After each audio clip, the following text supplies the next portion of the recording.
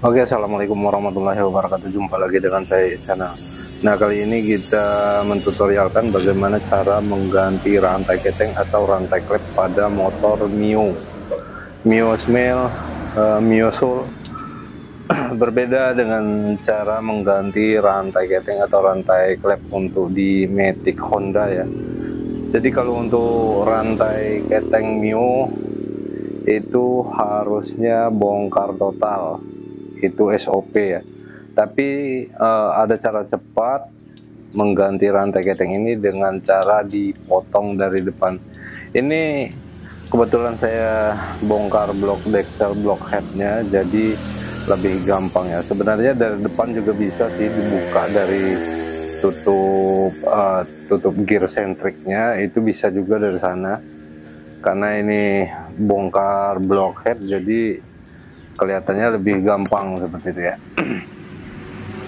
Jadi kalau mau mengganti rantai keteng ya nggak perlu dibongkar total ya. Kalau bongkar total nanti biayanya membengkak ya. Nah, udah terpotong. Di sini saya menggunakan rantai keteng atau rantai klep Vario KFB ya. Untuk rantai ketengnya sama aja untuk Vega ZR, Mio, Vario, dan apalagi Karisma. Itu sama aja ya untuk rantai ketengnya, karena saya cuma ada Vario jadi kita pakai Vario. Walaupun untuk bantalan rantai ketengnya itu mubazir nggak kepake ya. Nah, di sini udah ada tanda untuk rantai keteng Vario.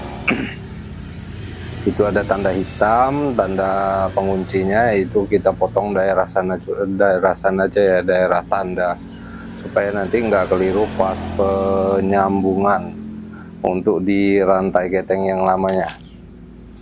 Nah, ini kita tracker tinggal kita tekan-tekan aja sih untuk yang punya alat ya.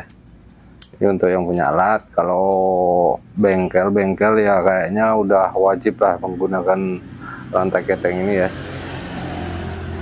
Menggunakan rantai keteng, menggunakan pemotong rantai keteng seperti ini. Nah, kalau untuk pemotong rantai motor ya udah pakai gerenda pahat udah jadi. Nah, kalau untuk rantai keteng itu nggak bisa menggunakan gerenda ya, karena dia nggak punya pengunci. Dia kunci mati seperti halnya sepeda. Nah, ini udah kepotong, jangan sampai pin penguncinya itu benar-benar terlepas, jangan sampai terlepas ya. Kalau udah terlepas total itu nanti susah untuk penyambungannya. Oke. Nah, untuk rantai ketengnya lama, lihat di sana udah nggak lurus lagi, udah bengkok-bengkok, udah patah-patah kayak gitu ya, udah nggak bisa lurus, udah nggak elastis lagi. Ini tinggal kita sambungkan dengan rantai keteng yang lama. Sebelum kita tracker menggunakan pemotong rantai, kita jepit dulu menggunakan tang ya. Menggunakan tang boleh, menggunakan tang setel juga boleh, untuk supaya dia nggak bergeser ketika di tracker menggunakan kunci rantainya. Nah, kita jepit aja supaya dia bertahan di sana nantinya. Sebelum kita tracker, dipastikan benar-benar lurus ya, jangan sampai nabrak-nabrak. Nanti kalau nabrak dipaksa, nanti untuk lubang-lubang rantainya itu bisa oglak, ketabrak, jadi kegerus, jadinya oblak ya tuh. Jadi ini harus benar-benar lurus ya. Nah, kalau dia udah nempel seperti itu, ini sangat gampang sekali. Ini tinggal kita tekan saja dengan pengunci tadi, pengunci rantai, pemotong rantainya kita tekan balik, kita putar balik. Ini guyur-guyur sambil dirasa-rasa ya. Kalau kerasa nabrak itu jangan diterusin, baiknya dikembalikan lagi ya, sampai benar-benar dia mentok, jangan sampai habis, nanti kebablasan jadi copot seperti itu. Nah, kalau udah masuk seperti ini, nah udah masuk kan tuh, udah terlihat di sana bedanya ya, ada warna hitam dan warna putih. Entah itu perbedaan warna baru dengan warna lama, atau perbedaan Honda dengan Yamaha ya, kita nggak tahu lah. Yang jelasnya ini udah kelihatan bedanya, ada yang warna putih dan ada yang warna hitam. Jadi untuk sambungannya tadi kita potong lagi, kita cabut lagi pinnya untuk melepas rantai keteng yang lamanya, kita periksa-periksa dulu, jangan sampai salah potong ya.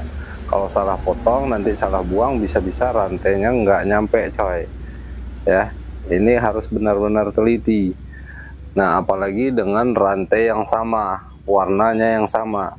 Kalau dengan warna yang sama, untuk pinnya harus ditonjolkan, jangan dipepetin. Jadi harus ditonjolkan, usahakan jangan sampai copot aja, masuk separuh atau sisakan sedikit untuk sebagai tanda. Oke. Kalau nanti malah ribet nyari-nyari mana sepi yang bekas dipotong. Oke, kalau yang seperti ini kan udah jelas kita bedanya hitam dan putih. Nah, kalau udah terlepas seperti ini, nanti kan gampang, tinggal kita sambung aja. Kita pen dulu ya, kita tracker dulu. Nah, ini masih sangat kencang, karena harus hati-hati ya, jangan sampai kebablasan. Makanya usahakan jangan sampai bablas. Kalau bablas nanti pinnya susah dimasukin ya. Nah, itu udah terasa cetek kayak gitu. Nah, berarti dia udah terlepas dengan pin yang luar. Nah, tuh udah copot ya. Nah, pinnya masih tertinggal di sana. Nah, itu pin yang lama ya. Nah, ini pin yang baru, pengunci rantai yang barunya. Hati-hati juga, jangan sampai kebablasan juga narik rantai ketengnya, nanti masuk ke dalam malah repot juga, sama aja jatuhnya ya. Nah, ini tinggal kita sambungin kayak gini aja ya. Kemudian kita jepit lagi untuk mengepaskan pada lubangnya. Ini kita jepit supaya dia nggak copot-copot lagi. Kita jepit lurus ya, jangan sampai mereng-mereng. Kenapa nggak langsung di tracker? Kalau langsung di tracker susah bro. Kalau langsung di tracker dia belum mantap dudukannya, nggak bisa di tracker karena dia geser-geser. Makanya kita jepit terlebih dahulu, kuat-kuat supaya pennya agak bergeser masuk lubangnya. Nah tuh kan dia udah masuk, agak sedikit masuk. Nah, jadi gampang, tinggal kita tracker aja. Nah, kan udah aman, ini tinggal kita tracker aja ke dalam, bro.